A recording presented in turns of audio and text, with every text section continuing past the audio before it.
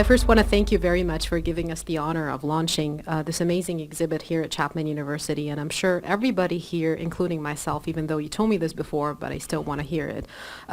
We're really we're eager to know more about your process and how do you do this pathology cell work and turn the cell pieces into art pieces.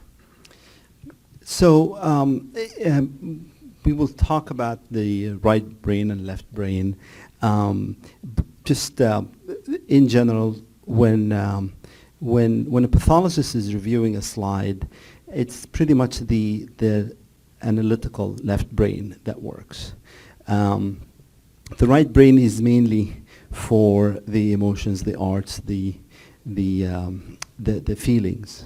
And what happens is that some people they tend to have a more dominant or more active right brain.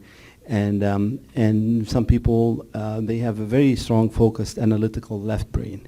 I don't know what I am, but pretty much I think what happens is that at one point I started taking notice of artistic figures, and most pathologists, I mean, we have Mike Dugan here, also my colleague is a very seasoned pathologist.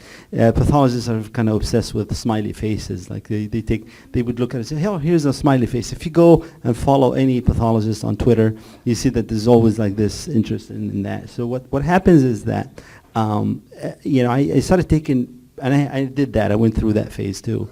But what happens is, if I see, so the process is the doctor takes a biopsy, it comes to the lab, it gets processed, and it puts on a piece of glass as a slide.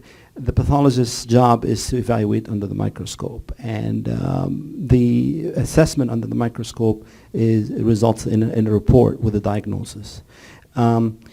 So what happens to me is that recently I started noticing things, and I would capture the image while reviewing the slide, and I read a fair number of cases, so I can't really switch between the art and the pathology. So what would happen is that I capture the image, I have a camera, digital camera mounted on my microscope, and I take the picture and I save it.